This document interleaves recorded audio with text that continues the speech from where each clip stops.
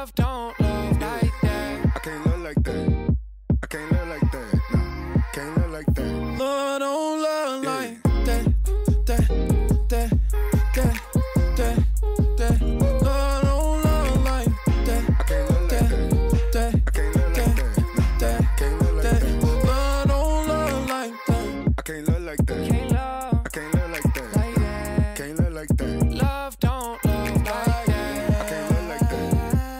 like that. Can't love like that. Love don't love like that. I can't love like that. I can't love like that. No, can't love like that. Love don't love like that. I can't love like that. I can't love like that. No, can't love like that. Love don't love like that. In this message, we're going to see how patience and gentleness are connected. That to be patient, we need to be gentle, and to be gentle, we need to be patient, and they work hand in hand. And where do we get this idea of the fruit of the Spirit? We read it in Galatians chapter 5, 22 and 23. But Galatians is originally a letter written by a man called Paul to this area back called Galatia. So he wrote it to this area to encourage them and to build their faith. And he was giving them this idea that if you live for yourself, if you live for your flesh, this is the fruit you produce, the fruit of me. Or if you walk in step with the Spirit and you're a Christ follower and you have the Holy Spirit living inside of you, this is the fruit that you will produce. So Paul starts by saying the fruit of the Spirit is love, which we looked at in week 1, joy, peace. And then this week, we're going to look at patience and gentleness. And the question I want to answer for us today is this: how should we respond when our idea of our lives differs from our present reality? How do we live with that? How do we respond when what we think in our heads, our idea of our lives, differs from what life is actually like? Maybe you're like me, and when you were a child, you had all these dreams. Maybe you had a dream job in mind. Maybe you thought, you know what, I want to be, they normally start off, I want to be a superhero. I want to be an astronaut. And then as life goes on, we sort of make those jobs more realistic. So my first job that I wanted to do was I wanted to be a doctor. I wanted to be a surgeon. I wanted to cut people open. I wanted to help them out. And I was a Christ follower all my life. So part of that was because I wanted to pray for people and tell them that God healed them through surgery. But then I came to realize that I was squeamish. And I didn't like blood, didn't like guts. And I was like, okay, I don't want to be a doctor anymore. And then the next job that I wanted to do was to be an accountant. I loved math. I loved business. I was like, I want to be an accountant. And part of that dream, which is weird, I don't know why I was ever part of that dream, but part of that dream to have that job is because I wanted my own desk. I wanted, like, maybe you've seen it in the movies where, like, you've seen, like, your name on the desk and you've got your family photos and you've got your memorabilia and all these things. That's what I wanted. That was my dream. I was like, I want a desk like that. And then God took me on another direction, ended up working for church, and I did end up with my own desk, and it wasn't as fun as I thought it would be having your own desk, because you need to keep it tidy. But we've all probably had our dream job. Maybe if you're like me, you have a dream house. I would love to build a house one day. And I grew up on MTV Cribs. Anyone watch MTV Cribs growing up? Where you go into their house and they've got their bowling alley and they open their fridge and you see everything that they have. I would love to build a house. And my idea of the house is on the lower level, so it's going to be on a little bit of a slope. Okay, the lower level, you put the garage underneath and you drive straight into the garage. You can get ready in the garage, then you go upstairs, and then upstairs there's the theater room, there's the man cave, there's the open plan living area, all that there, and then you've got the next level where we all live, and then you've got the secret upstairs where it's like you've just got a quiet piece of paradise at the top of the house. And that's my dream. Maybe you have a dream house. I would love this in my house. I would love an open fire. I would love a swimming pool in the background in Ireland. Who knows? Or maybe you had a dream partner growing up. Maybe they were blonde hair and blue eyes. Maybe they were funny.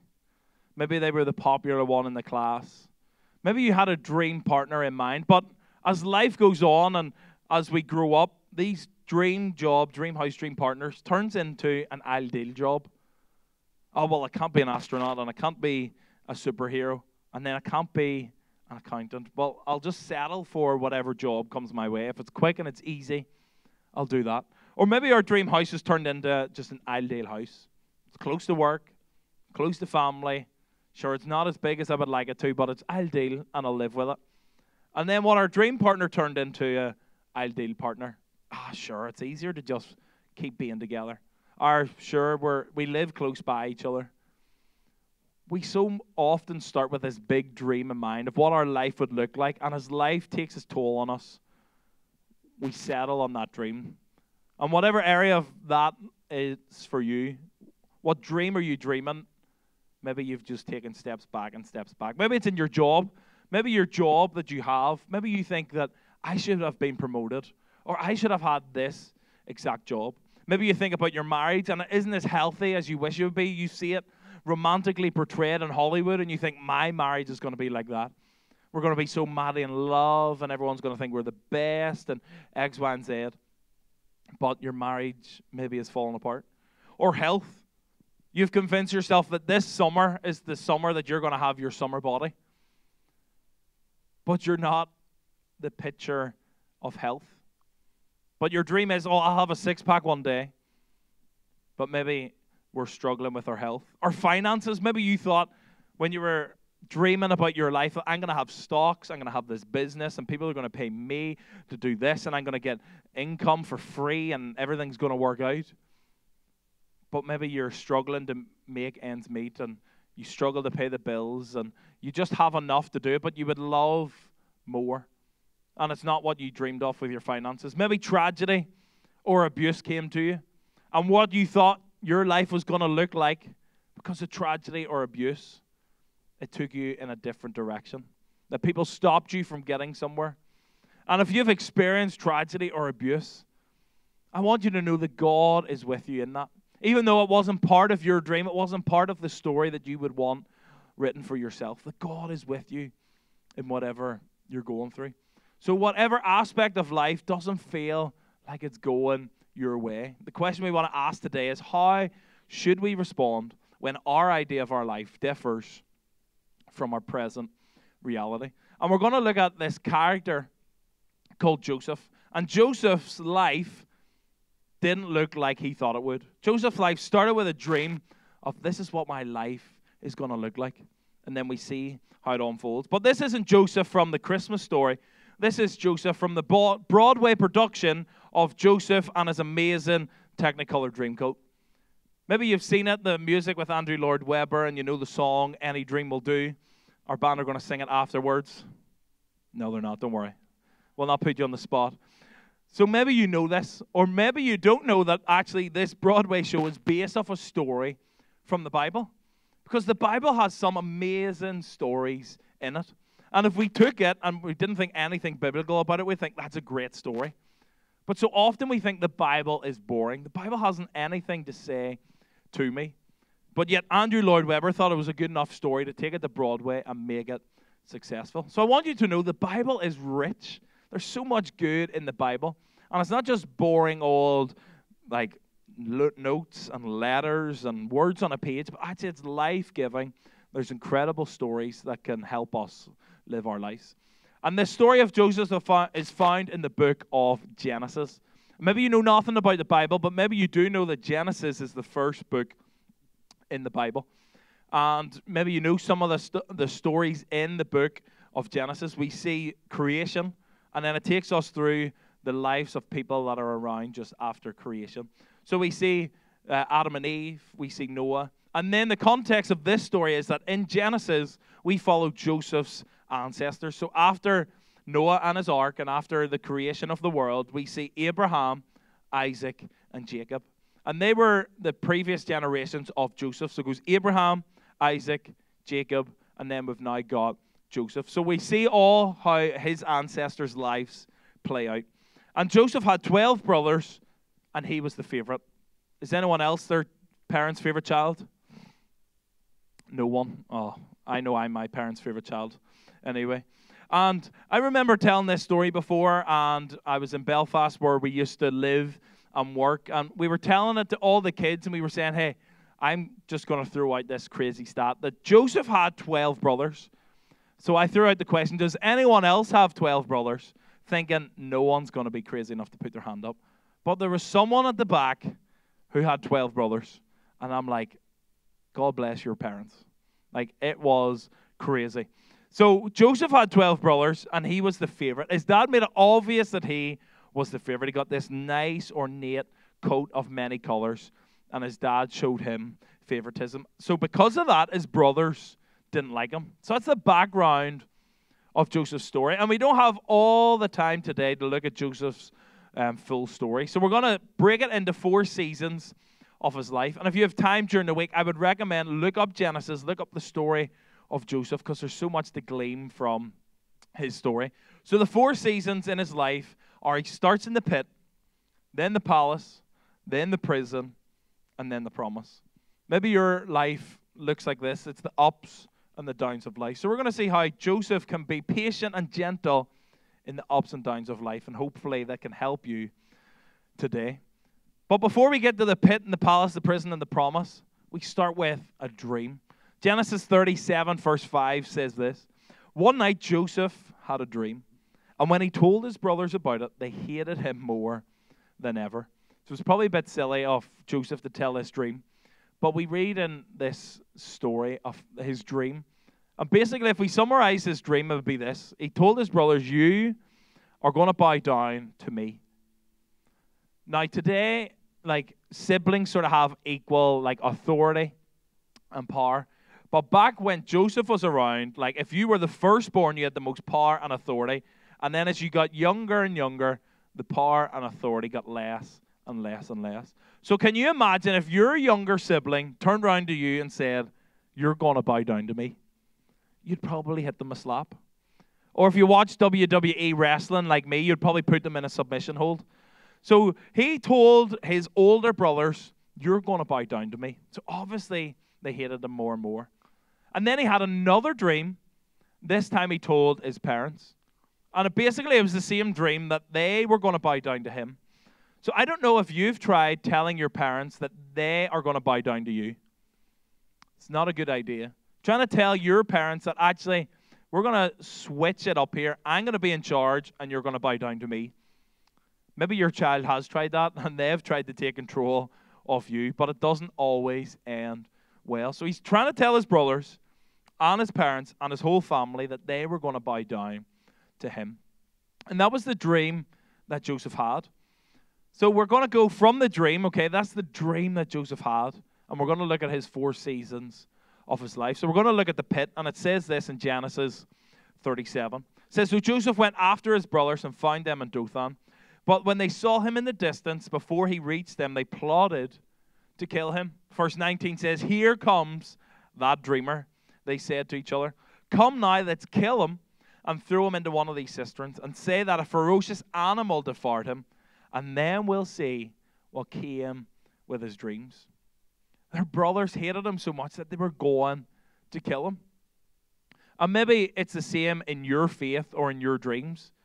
That you say to people, oh, I have this faith in God. I believe God is telling me to do this. And people around you cut you down. What kind of dream is that? What's going to come of that dream? Surely you couldn't trust God in doing that. That makes no sense. Or maybe you have a dream and you said, I'm going to do this one day. And the people around you have saying, that's not going to happen. What's going to happen of your dream? They're just going to push you aside and think, you're crazy, you're delusional. I don't want anything to do with your delusion. And basically his brothers were saying that. We'll kill him and then we'll see what happens with his dreams. And if they'd killed him, we probably wouldn't be using Joseph's story now because we've still got a few more seasons to go in his life. But the story continues on and says, then they grabbed him and threw him into a cistern, which is a pit. Now the cistern was empty. There was no water in it. So when the Ishmaelites, who were Midianite traders, came by, Joseph's brother pulled him out of the pit, out of the cistern, and sold him to them for 20 pieces of silver. And the traders took him to Egypt. So one of the brothers spoke up and says, hey, let's not have blood on our hands. Let's not actually kill him. But actually, maybe let's try and make a profit and sell him. And we won't have our blood, his blood, on our hands. So Joseph's life, he has this story. He has this dream. He knows where he wants to go in life. And then at the first hurdle, he slips up. At the first hurdle, death comes to his doorstep. At this first hurdle, people are around him trying to tell him his dreams aren't going to happen. How can you be patient when at the first hurdle, life just blows up in your face? When you have that dream and what you have dreamed about and thought about for so long just blows up in your faith, how can you have patience when that happens to you? And the definition of patience is this. It's the ability to endure delay, difficulty, and suffering, but the main word is without. It's the ability to endure delay, difficulty, and suffering without becoming angry, frustrated, or upset. And as we've read that definition, maybe you've thought in your head, maybe I'm not as patient as I thought I was. Maybe you thought patience was just enduring the delay. Oh, if I have to wait, if that person in front of me's a little bit too slow. Or maybe it's the ability to endure suffering. Oh, it will end one day. But as we were waiting and as we were delayed, we were muttering under our breath, oh, that person's so stupid. It was building up frustration in us. Or maybe we were trying to get our revenge. Well, if they do this again, I'm going to say this. Or I'm going to do that. And what you thought was patience is actually you were just waiting. But true patience is the ability to endure all that, but without becoming angry, frustrated, or upset. And when we're not in line with the Holy Spirit, when we're living out our flesh, when we do become angry, frustrated, and upset, that sounds a lot like the fruit of me. That when I get what I want, when I put myself first, that's the fruit of me. I become angry, frustrated, and upset because things aren't going my way. And this word patience in the Greek is makrotomia. And makrotomia is made up of two words. Macro, which means slow and long. Tomia, which means wrath and anger. So this word means to be slow to anger. Sometimes we think patience is just to be slow, just to wait it out.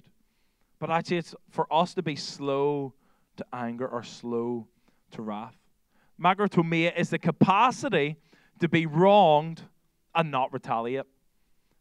This is what the meaning of this word means. The real, true meaning of this word patience is the capacity to be wronged, to be hurt, to be having to wait, to be delayed, and to not retaliate. To not get angry at someone, to not be frustrated, to not retaliate. And this is what we have experienced through God, because God is patient with you. And if you're a Christ follower in here, are you putting off what God is asking you to do? Maybe God is asking you to be obedient in a certain area, and you think He's losing His patience with you. I want you to know today He is patient with you, but He still wants what's best for you. Maybe He has asked you to start serving, and you're thinking, well, that requires me to give up too much, and that requires me to be here early. Or maybe God's asking you to start giving, but you're thinking about your bank balance. Maybe God has asked you to share your faith, but yet you don't have the courage to do so. Where is God asking you to be obedient, Christ follower? Or maybe you're not a Christ follower in here, and you could ask, why? How is God patient with me when I don't want anything to do with Him? When I just think Christianity is so stupid, why would God be patient with me if I'm rude and I don't want anything to do with Him?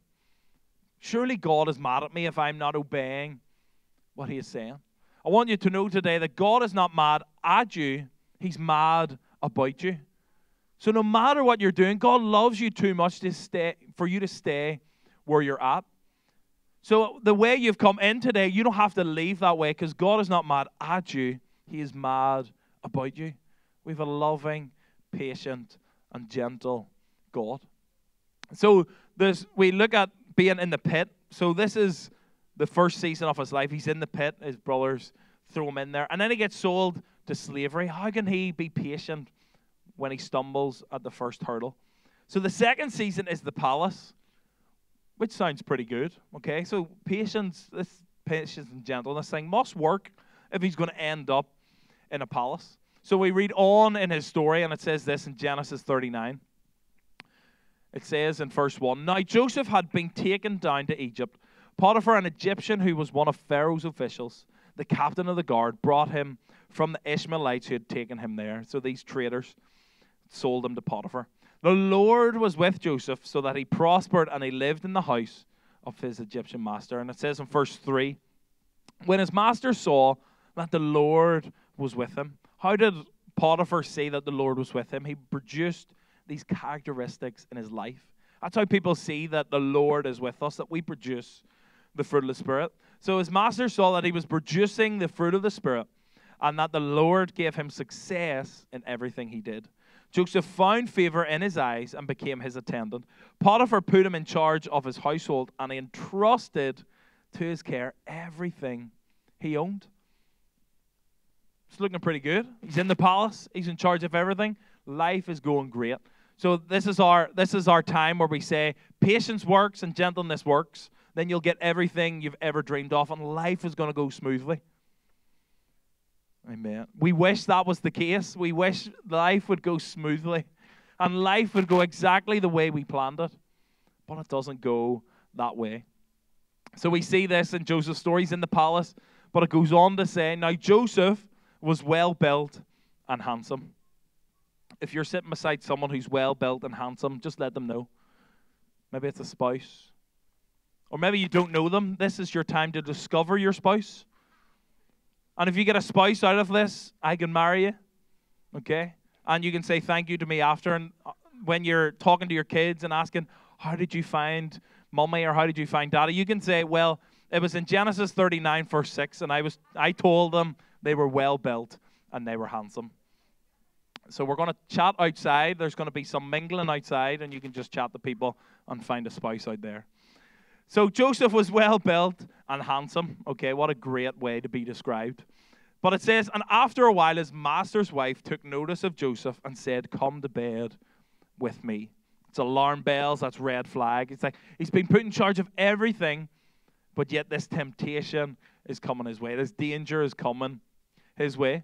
And when we read on in the story, we see that time and time and time again, we see that Joseph was asked, come to bed with me. And he said time and time and time again, no. He was patient day after day. He kept saying no.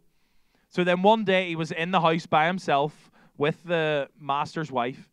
And the master's wife said again, come to bed with me. And she grabbed his cloak and he said no. So they struggled and she took the cloak. And when he ran away, she screamed and said, this man is trying to sleep with me, and made up lies all about him.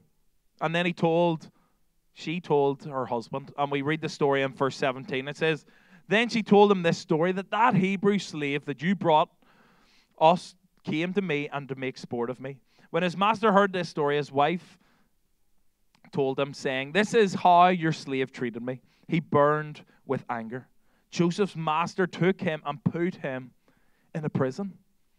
Maybe life looks like that for you. We looked at the pit and the palace, the prison and the promise. Maybe life has gone against you. Sometimes it's how we deal with things, what things that we do and we don't do. But sometimes other people lie about you and hurt you and abuse you. And it's not great when it's someone else's fault that our life takes a turn. But we're going to see how Joseph reacts to how other people have treated him. And it's so important to be patient and gentle, especially with ourselves when we mess up, when we don't do the right thing, but also when other people hurt us and cause us to go in the wrong direction. So we've got the pit. He fumbled at the first hurdle. Then we got to the palace. Things were looking great. He was in charge of everything. Then someone lied about him. And then he ends up in a prison. It says this in Genesis 39, 20 and 21. It says, but while Joseph was there in the prison, the Lord was with him, and he showed him kindness and granted him favor in the eyes of the prison. Now, we're just told that he's in prison, but how do they possibly make prison sound good? It sounds like Joseph is having the time of his life because God's with him. He's got kindness and he's got favor with the prison warden. This is sounding too good to be true. So how can Joseph, even though he's just been put in prison because someone lied to him, how can he be patient? How can he know that God is still in his corner?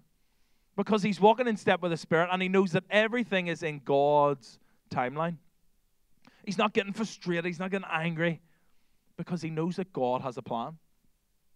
And it takes us a while to realize that God's timing is better than our timing. God's ways are better than our ways. And Joseph came to realize that he is on God's timeline. So he can just be patient. He doesn't have to be angry. He doesn't have to fight his own battles. But he can rely on God because it's all in God's timeline. Sharon Salzberg, who's an author, says this: patience doesn't mean making a pact with the devil of denial, ignoring our emotions and aspirations. It means being wholeheartedly engaged in the process that's unfolding rather than ripping open a budding flower. Maybe he was angry and annoyed and upset. But we see that in Joseph's story, he was wholeheartedly engaged in the process. He was saying, God, you do what you have to do. I'm going to continue to be patient and gentle. And that's why he's seeing favor with person after person after person. And instead of asking God and trying to open this budding flower and I want it now, I want it my way, why is this happening to me? How long will I be here? He was engaged in the process. He was asking God, God, what do you want to do through me in this season? How are you speaking to me? So maybe you're in that season and you're thinking, why is this happening to me? Why not be patient and ask God, God, what are you doing in me? Maybe he is preparing you for a season that is to come. Because we see in these 4 seasons that Joseph had, we see he was in the pit, then we see he was in the palace, and then the prison, and then the promise. What he went through here set him up for this. What he went through in the palace set him up for the prison. And what happened in the prison set him up for the promise. So what God is doing in this season, good, bad, or ugly, this roller coaster of life, God is with you. So we see now he's in this final season of his life, this promise. It's like, okay, I've got this dream. When is it coming into being? So he's still in this prison, and 2 of his friends in prison had a dream. And Joseph has this amazing gift from God that he can interpret dreams. So he gives these 2 men a dream, and they both come to be true. One gets out of prison. And he tells the guy who gets out of prison, hey, remember me. If anyone needs this, or if anyone needs a dream interpreted or anything, remember me, hoping that he would get out. But it takes another 2 years for this guy to remember about Joseph. Because Pharaoh had a dream that no one could interpret. And the guy who got out of prison thought, I know. I got my dream interpreted in prison. The guy is still there. His name is Joseph. So they got Joseph out of prison. They got Pharaoh and him together. Pharaoh told him his dream. And the dream was this, that there'd be 7 years of famine, but before that there's going to be 7 years of really good, plentiful food. So because Joseph said, hey, this is what's going to happen, he decided to put Joseph in charge of all that food. So the 7 good years of food, you keep some food, so then when the 7 years of bad come, we can work with what we've got. So all the whole country's in famine. Everyone's hungry. So everyone's coming up. Can I have some food? I'll say you this. I'll give you that, whatever. One day, who comes to his booth looking for some food? But his brothers. How will Joseph react? How will he react when the person that hurt him, wanted to kill him, lied about him, didn't want anything to do with him? How will he react when they're right in front of him? Will all his patience go out the window? Will gentleness go out the window? How will he react? But how would you react if that person that hurt you, that person that took your dream and threw it away, the person that caused you tragedy, how would you respond if they were right in front of you? So this is how Joseph responds to his brothers. It says this in Genesis 45. It said, Joseph said to his brothers, you're dead. No, he says, I am Joseph. Is my father still living? But his brothers were not able to answer him because they were terrified at his presence. Then Joseph said to his brothers, come close to me. When they had done so, he had said, I am your brother Joseph, the one who sold you into Egypt. They probably didn't recognize him. It had been years by the time they'd seen each other again. He's probably dressed like an Egyptian. And they didn't know what to say. And then he goes on in verse 5 to say, and now Don't be distressed.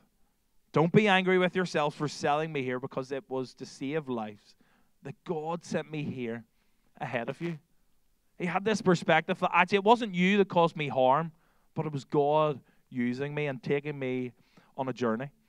The story goes on in verse 10 and 11 to say, you shall live in the region of Goshen and be near me. You, your children, your grandchildren, your flocks, your herds, all you have. I will provide for you there, because 5 years of famine are still to come.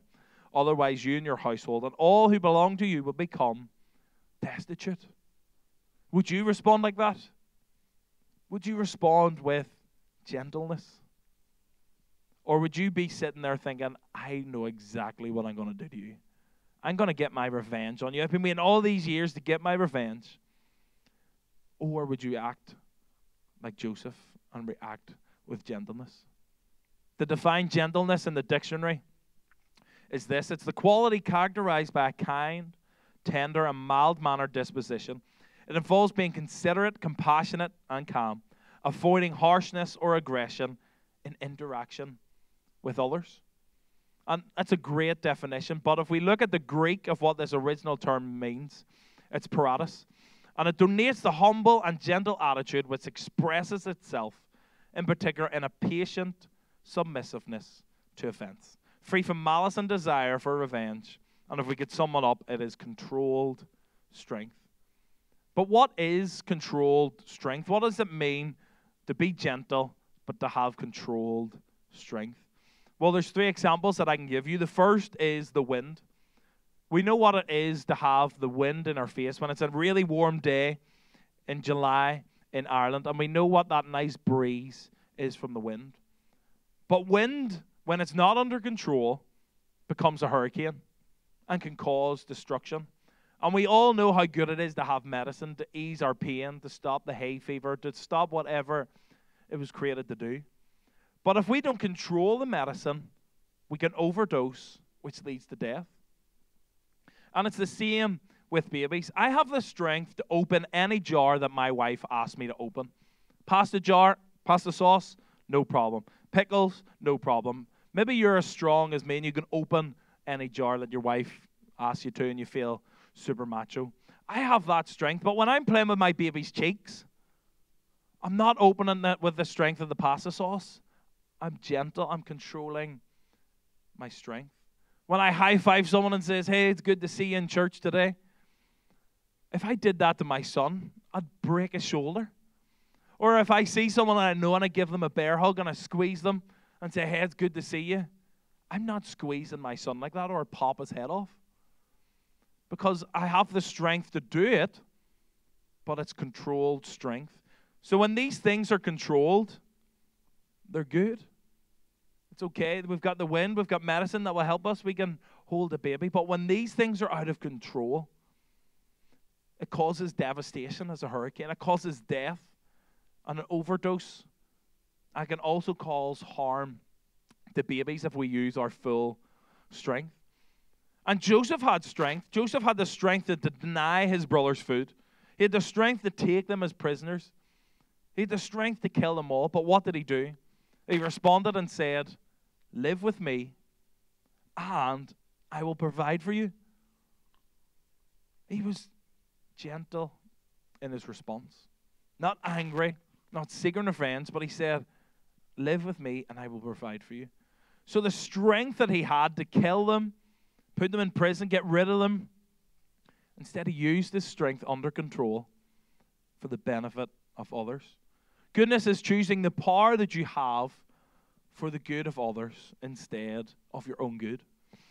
Joseph could have got revenge for his own good, but instead he chose to be gentle and used his power and strength for the good of others.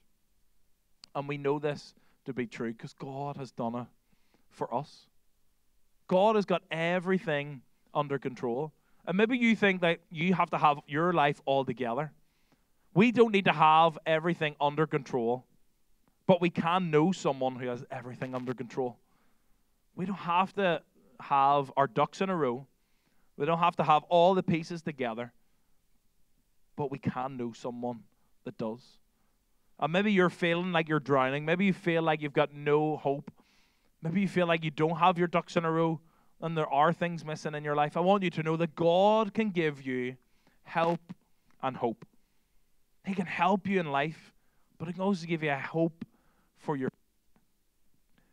We don't need to fight with all our strength because God fights for us. Yes, you might have the strength to open any pasta sauce. You may have the strength to lift a car. You may have strength in your position, in the finances that you have. Like Joseph, he had all the power of what his job came with. But we don't need to have the strength because God fights for us. We have a God who's a strong and mighty fortress. He is the rock under our feet. He is an unlimited resource of strength. So we don't need to fight in our own strength. We don't need to show off our own strength, but we can be gentle and let God take care of it because God fights for us. So we see in all these stories that patience and gentleness work together. That as we're patient and we don't give in to that anger and frustration and the fruit of me, that when we're gentle, we have that strength under control. And it takes us to have patience, to have that strength under control. And the main point for today is this: the Spirit gives us the power to be patient, and the Spirit works in us to guarantee our gentleness. We need the power of the Holy Spirit to be patient. We know life is difficult to be patient. Individual moments, it's hard to be patient. But how can we be patient? It's through the power of the Spirit. And the Spirit works in us to guarantee our gentleness. When we have the power of God, when we have the strength of God behind us, we don't need to show off our own strength, but we can control our strength because God fights for us. We can control it. So the question we're asking is, how should we respond when our idea of our lives differs from our present reality? There's two takeaways for you today. So how can we go out and live out faith? How can we live out our faith in a way that is patient and gentle? Or how can we just be more patient and gentle in life? The first way we can do it is trust God in patience. Patience is not the ability to wait, but how we act while we're waiting. We need to trust God with our patience, but it's actually how we act. It's not just waiting and counting down time, but it's how we act while we do that. Patience is not tolerance, indifference, apathy, and passive, but actually patience is purposeful. It's invested, it's active, it's strengthening. When we're patient, God is forming us. God is helping us. There is a purpose behind our patience. It's strengthening us. It's not just waiting around, but it's how we are patient. John Kabat-Zinn, who's an author, says this: patience is a form of wisdom. It demonstrates that we understand and accept the fact that sometimes things must unfold in their own time. To trust God with our patience, it takes time to build trust. But time and time and time again, as Christ followers, it gets easier. Why? Because we know that everything is in God's timing. We have story and story and story of how God's timing was far better than ours. And yes, we might think, oh, I have to wait on God. I've got this dream. I've got a time to get it done in. I have a schedule to keep up with. But if you keep living life for God, you realize that God's timing is better than ours. And He is faithful. Patience requires two things. It requires us pausing, and it requires us praying. It requires us to stop. It requires us to be pausing in a moment and ask God, God, what are you doing? What are you building within me?